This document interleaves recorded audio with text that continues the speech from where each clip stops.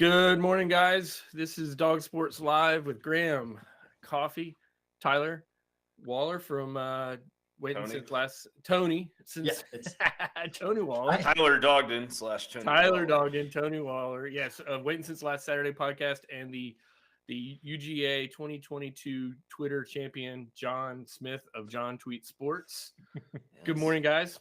Hey everyone. 100%. How's it going? Hey. Good. We're ready for G Day. All right, raise your hand if you're going to G Day tomorrow. Maybe it depends. Yeah. It totally depends on the weather. Yeah. So we're gonna tailgate whether we sit on a porch at our house or whether we set up on campus, and we're gonna keep an eye on the weather. So Awesome. Well, that's what's most important, right? Getting a little tailgate in. For G Day. Yeah, it's just a stretch your legs, get out, warm up a little bit, make sure you got your process down. Don't forget things between January 10th and August. Yeah. Much like Todd Monken, you just want to make sure that you're executing properly tomorrow. Yeah, a lot of. Well, you can't run first down pass plays if you don't put them in. A few of us are going to prepare for a rainy Saturday in the fall, and we're going to be on Reed Hall lawn setting up some tents, rain or shine. So I guess I won't be painting my deck tomorrow. That's really unfortunate. That's what I was going to do. In addition to, we're going to break down the game afterwards. So obviously Graham is in Arizona, and I'll be in Griffin. But we're going to do a show tomorrow night-ish, tomorrow afternoon-ish, breaking down the games just like we would if it were a regular Saturday. So yeah, we're all tuning all our skills up for the fall. Okay, so with that, Graham, what are your thoughts and just the general ideas and notes that you've taken away from spring practice thus far? I know you've probably been on the air doing this a couple different times, but just update us on what your thoughts on spring. Yeah, I mean, I think it's been an interesting sort of, coming off a national championship, how do you keep everybody motivated, hungry? After Georgia won versus Alabama in January, a lot of what you heard the key players off that team talk about was like that kind of dirty, nasty work in the dark, the 7 a.m., 6 a.m. team runs in Sanford Stadium, all of that stuff. The core, it felt like that, that strong group of defensive leaders last year kind of pushed that whole team. And I think that the priority, when you kind of get big picture away from just X's and O's stuff, the priority internally at Georgia has been challenging people to step into those roles, challenging a Jalen Carter to take on a Devontae Wyatt kind of role internally, trying to get Stetson Bennett to take on more of a leadership role on the offense. So I don't think we're going to find anything out about that tomorrow, but the interesting thing tomorrow will just be, do these guys come out and treat it like a serious game environment? I think that's what the staff is going to want to see is, the crisp execution type stuff and just some accountability at times when it needs to happen and a certain level of competition and intensity. Tony, you've been sort of in this space and a Georgia fan kind of just longer than all of us, but not that we've all haven't waited our entire lifetimes for national championship. What's your feeling after having that sort of monkey off the back? I mean, obviously the team, I think, thinks of it much differently than the fans. So feel free to Feel free to riff on that. To be perfectly honest, one of the things we talked about on the podcast, because we did a podcast this week for Wait since last Saturday, we kind of led off with our mindset. I've got to be honest, I have paid the least amount of attention to spring practice I've paid in a long time.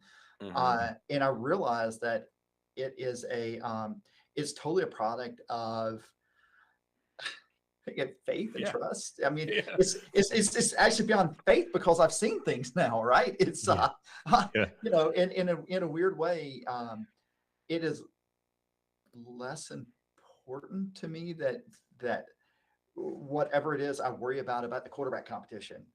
Not there should be one, but whatever. Or the depth of the defensive backfield or whatever it is, and they need to parse every little nugget about who sprained their ankle in a blocking drill that has that has diminished, and I have no illusions that it won't come back if Georgia doesn't win the national championship next January. But it's amazing, honestly. Because it is I've always been one of those fans that as much as I want to believe how much I think things should happen, I'm also smart enough to know that Kirby Smart could give a crap about what I think. But that doesn't change the fact that I won't dedicate an awful lot of brain power and time to worrying about it. And that just hasn't been there. And I honestly think it won't be there until at least SEC Media Days. And it could be beyond, which is one of the reasons why I'm like, if it rains, look, John, y'all go, show up. It's awesome. But if it rains, and it's kind of weird. I don't think we have to bring up the Alabama game, but I mean, the entire 2018 season or 19 season was a rain season, right? Yeah. But it's such an awesome place to be. I got to be honest. So John, last year we were sort of not wringing our hands, actually. No, we were excited about, having JT Daniels, a 5-star gunslinger, real quarterback, which was something that Georgia, hasn't had in this modern era of college sports. Obviously, the narrative did not fit the story of the season. And like Tony said, it's a different approach. So what's your feelings on sort of how we ended last year and how not last year, the 2020 season, and how we're going into the 2022 season? Because it's obviously a sea change. Yeah, for me personally, I'm not as experienced as Tony, so I'm not quite as relaxed. But I think for me, I don't have the concerns that I had about quarterback that I feel like I have had in the past. And I think that's a new thing for me. I think, the excitement of JT Daniels last spring, but seeing how things worked out, I think for me, there is that trust there. I also think, the more important things for me are the skill players around the quarterback at this point, and who are some of those guys that are going to step up? Can we stay healthy? All of those things. And so, for me, I'm excited. I'm excited just to see tomorrow, rain or shine, who's out there, who's moving well, who's, who seems to have progressed even from the end of the season just to through the few weeks of spring. That's what I always look for, is just, who's taking steps forward. And that's what I'm going to try to take away from it. Well, all right, go ahead, Graham. No. Well, John was good there. I'm going to take the bait a little bit on the quarterback question, though. I can't help it. Sorry. I have a theory on it too, by the way. So I'm gonna jump in after you.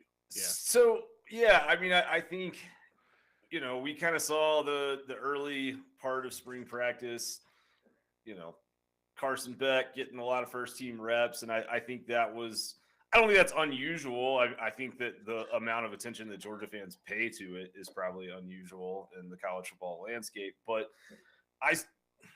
I love Stetson Bennett. I think that, let me just say again, third, I think, in yards per attempt in the FBS last year, fourth in passing efficiency. Like, Georgia can run a very productive offense, the type of offense it needs to run with Stetson Bennett at the helm.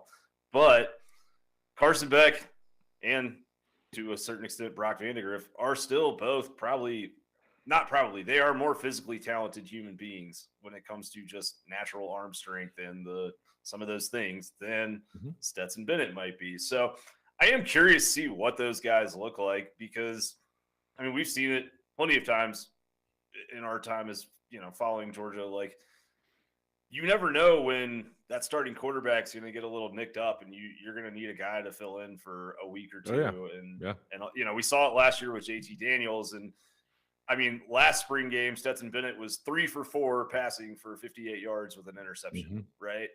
So it's just I'm curious to see what those guys look like, but B, I would also caution everyone at the same time to not overreact, because the guy that took the vast majority of the snaps last year attempted 4 passes at GA last April. And I've chalked it up to this point as, there's three things in life that I'm very sure of. One, I'm going to drink bourbon on Friday night. Two, my kids are going to wake me up too early on Saturday morning. And three, we're going to talk about Carson Beck in the spring game. And so I think, like, we're sure about that. So we'll see kind of where it goes from there. So Josh, what's this theory? Yeah. My theory is that, we've heard a lot about Carson Beck. Number one, first off, there's nothing that's going to happen in G-Day, or there's nothing that's happened in practice that's going to change who the quarterback that's going to start against Oregon. It's going to be Stetson Bennett, short of an injury. But can I have one quick addendum to that? Yeah. And also will make Georgia fans happy. Yes. I agree. Agree with all Sorry, that. Josh. Sorry, Josh. But my theory is on Carson Beck, though, that I believe he's being promoted, hyped up, and going to get a chance to audition for the portal, if you know what I mean. I just think that, and I think he's going to get a chance to play a lot, and maybe he sticks around, but I think he's going to, if he has a great day tomorrow or has a good day or whatever, I think I can see him possibly finding a gig somewhere else. That's my theory. I'm not an insider. I don't know anything. Am I crazy, Graham? Crazy. I don't know. I mean, I don't think he's. I think that he may have explored that. I don't. I think that right now he's probably the clear number 2, and I think he's played well enough maybe to stick it out through fall camp and see what happens. I could be wrong, but I don't know. I'm under the impression that maybe he looked around a little bit at that potential of leaving after the season last year and didn't see the opportunities that he wanted. But that could change. Different teams might be in a different spot with their quarterback situation now than they were then. So we'll see. John, you talked about some of the skill position players that you'd like to see and sort of that competition, sort of like the age-old theme of G-Day of like who's going to – last year, you talked about Stetson Bennett's minuscule stats, Graham, but A.D. Mitchell was one of the guys that showed up and turned out he was a pretty important part of the national championship team. So, Tony, who do you have on your watch list tomorrow? Maybe that sneaks up a little, as for the holiday weekend, maybe an Easter egg, as they say, that can show up and put his name on a lot of message board posts. Well, I mean, I don't think there's any surprise that getting to see Eric Gilbert come out and do football stuff is important to the fans and to me personally. I think it's it'll be interesting to see which freshmen step up, and I think you can certainly read the message board and or the other fodder about which freshmen are stepping up. Frankly, I haven't, but I've looked at stuff. I have trouble reading a couple message boards currently, but I know what you're saying. Is there IP? You need a VPN. So I think it's going to be fun to get out and I'm going to watch the game regardless of whether I'm scared of getting wet or not. And I think it's going to be fun to see the offensive line play together. In particularly the second line. I'm kind of following the line with the Senator about this. It's like I want to see the second line offensive line and what they look like and how competent they look. Go ahead. I'm sorry, John. Oh, no, I was just going to say, and who's in that second line? Who's that second line? Yeah, who's in that second line? The other part about it is that I think other than nobody getting hurt, I think it will also illustrate a little bit where Kirby goes to player mark when he starts shopping in the portal. Because I'm utterly convinced that there's at least one and potentially as many as 3 guys that are in spring practice right now somewhere else that will start for Georgia against Oregon, particularly in the defensive backfield. That might be a stretch, but I think there's at least one. So I think that as far Easter eggs go, we basically have a roster full of 4 and 5 stars with a couple of guys that have been, despite what you believe from Florida and other fans, coached up and developed by our coaching staff to be able to play at 4 and 5 star levels. And the coaches will probably able to see this far better than the average fan will, but I'm just looking to see who's getting yelled at, because that's also there's a longstanding. Kirby has you can tell who Kirby thinks is the star of his team by who he yells at the most, particularly in the defensive backfield. Yeah. Right? Yeah. Well, and Kirby said this morning on the radio, he said, he was jockeying for a large crowd at G-Day, but because he made a good point. He said, these spring games many times are the largest crowd that these kids will ever be on the field to actually play snaps in their life so far, right? And how do they respond to just being, in that stadium with ESPN on, and you're actually on the field and you're actually having to make a play? Like how do kids, even if you're a 4-star highly recruited kid, how do you respond when you're actually in that moment? So I think you're right, Tony. I mean, there's a lot of good players on that field. I think it's going to be interesting to see who's getting coached up, and also who just feels like a natural in that kind of environment in the spring. Do you think we're going to get an inkling of the running back rotation tomorrow, or do you think just the split squad that we're going to see the same 3 guys and they're all going to do their thing, and we'll still have sort of who's going to be that RB1 and who's going to be sort of the change of pace back? I mean, I feel like we just kind of the way that Zamir White and James Cook were used last year. I think that's been pretty consistent for the last 6 years under Kirby. Like, I think we all know it's going to be McIntosh and Milton. I think it's probably going to be fairly situational which guy trots out first. I do think that McIntosh has probably got a little bit of the edge in that competition right now, but everybody's been raving about Kendall Milton all offseason, as they have for a couple of years now. So, I mean, I think if you're Georgia and you're like, I don't want to see either of those guys get more than like 4 or 5 touches and go and put them away and keep them safe for the offseason, and trot them back out in the fall when it's time to get ready for real competition. But I'm excited to see the kind of the wide receiver situation. Like, I haven't looked. I don't know if anyone has reported this, but like, are we going to see Arian Smith tomorrow? Is one thing that I'm curious about a little bit. I know in some non-contact stuff in practice, like, he's been very impressive. I think that him being on the field for 12 games next fall would relieve a lot of the angst around Jermaine Burton's departure this offseason. I also am very interested to see kind of, like, Denylon Morissette, I feel like has a chance to maybe be that A.D. Mitchell type figure. Maybe not quite as dramatic of an impact, but I think he's a guy that could play. And I'm probably more excited than anything is Tom Playlock. Right? Yeah, like, I was going to mention Dom. Yeah, finally back healthy. Sounds like he's looking like the guy that we all knew and loved in 2019. And just as far as anybody, like, sorry, one last thing I gotta say is just like, if there's one guy, you brought up Eric Gilbert already, Tony, but it's like Blaylock and Gilbert, as far as just like from the fan aspect of 2 guys, I just want to see have success and be healthy and be out there having fun. I don't think a lot of people have forgotten Don Blaylock or written him off, but they think anything that we get out of Don Blaylock is possibly cherry on the top. But it seems like he is healthy. I was surprised to see that he had more targets, more receptions than Darnell Washington at this point. Obviously those were in 2019, but still, like, he was electric when he was on the field his freshman year before he got injured a couple times. So absolutely, I guess I'll do it since no one else has mentioned it, but Oscar Delp, with Bowers and Darnell out for the spring, Oscar is going to be going to get a chance to show out. And I think he's pretty special, physically gifted athlete. So I expect him to have a day and to light up the message boards.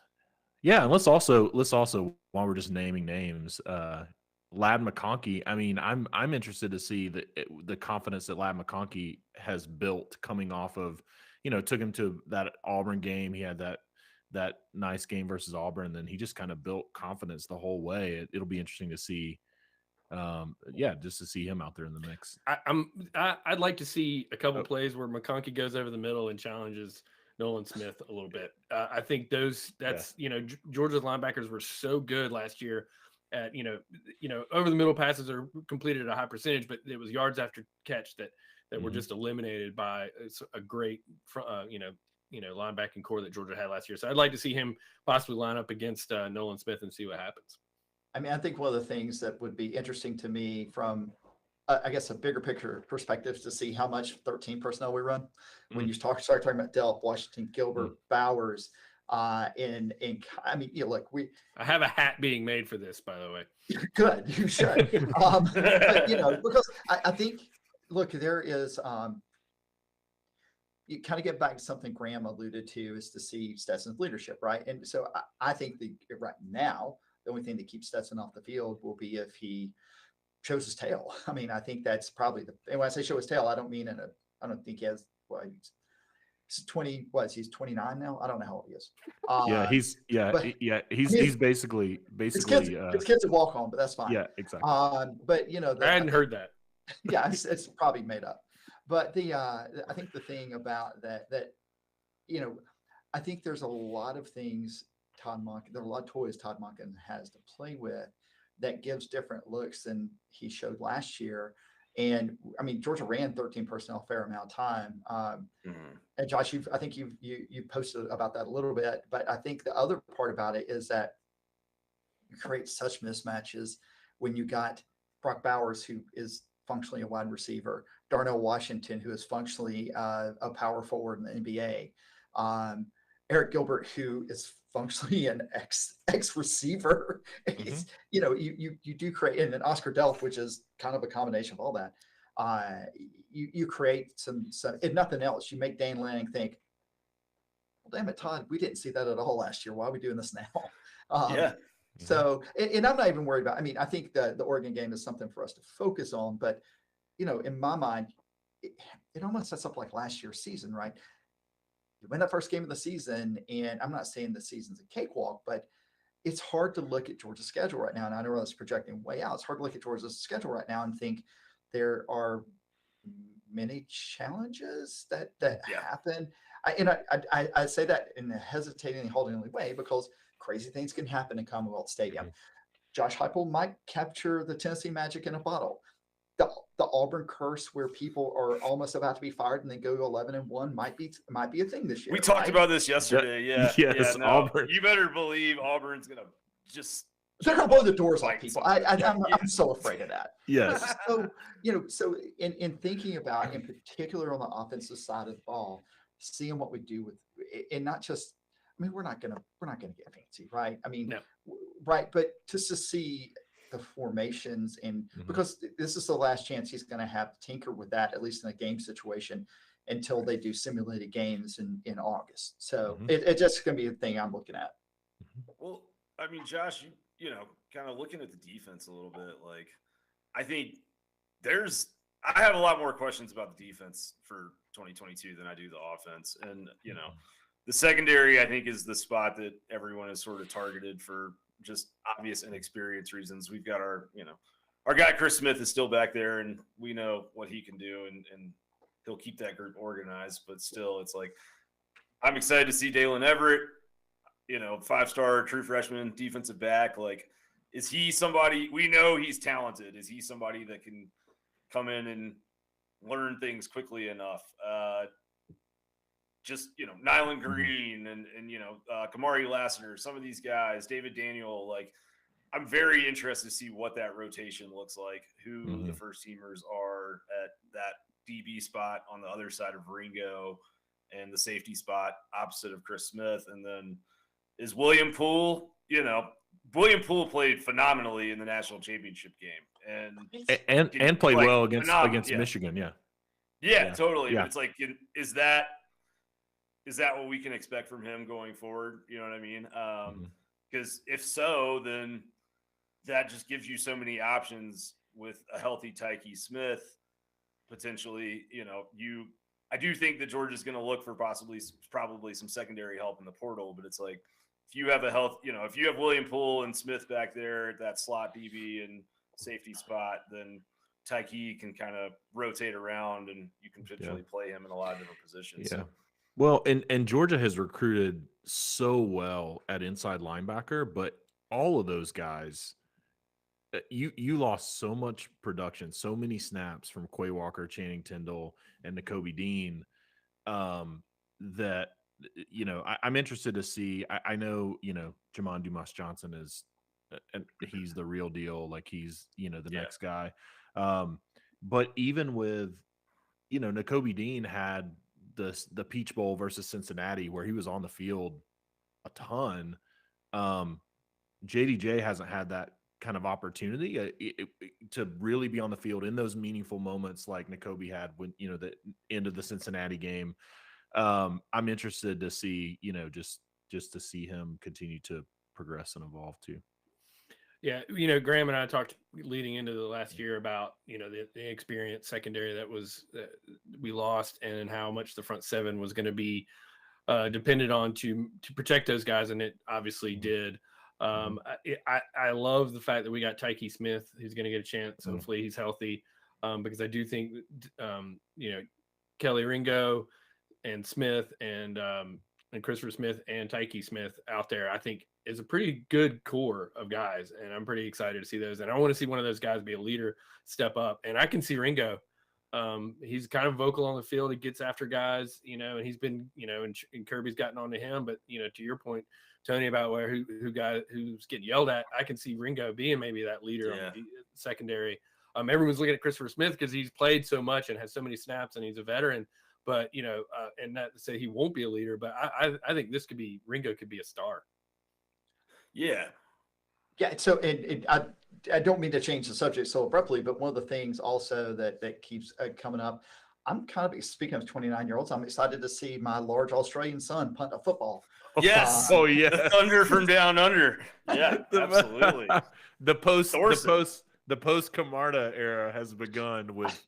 I mean, look, so we Georgia fans, we're kind of spoiled with the long thread of from good to extraordinarily good punters we've had, and that sounds like something somebody would say at Vanderbilt, but it is true, right? And now we got a guy who's coming in. The more I read about him, the more I want to sit and have a drink with him, just because he is, which he's totally legal and has been for like 12 years.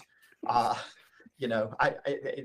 don't. This could be apocryphal, but I've heard he got to start kicking calves across a yard, trying to just get them moved across the farm. But I mean, this guy has all the potential of being the exact same kind of a cult hero that Rodrigo Blankenship was, for different reasons, obviously, but exactly the same kind of cult hero. That's a strong Pickens County vibe he's got. I mean, he's fitting right in. He's fitting right in with that. I don't know if he's related to Cam Smith or not, but he probably could be. It's like that middle Georgia from like Pickens County down to Griffin is just like, he's nailing it. Yeah, ain't nobody kicking Calvin Griffin anymore. That's true. Well, so yeah, I mean, am I the only person? I know this is a deep cut, but someone is still watching this, so enjoy this moment with me. When Camarda ran his 40-yard dash at the NFL Combine, and it came out that he was like a 4.7 guy,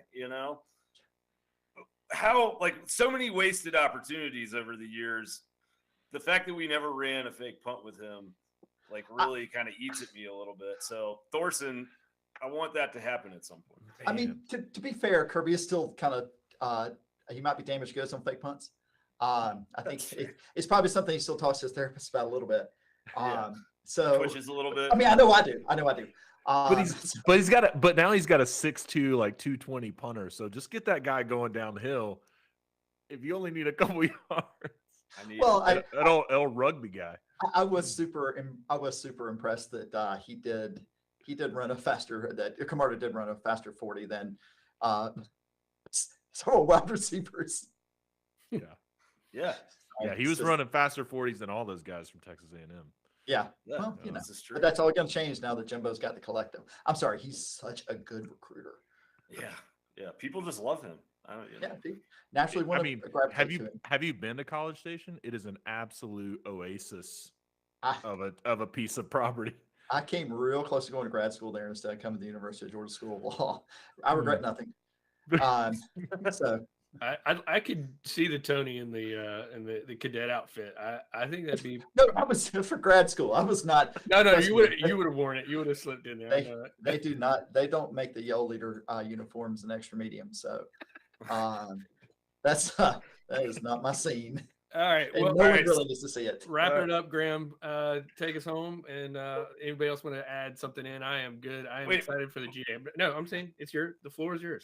No. I was saying before we shut down real quick, just I need like your MVP for tomorrow. Who's the guy that's gonna get like 40 carries because they need a warm body out there, or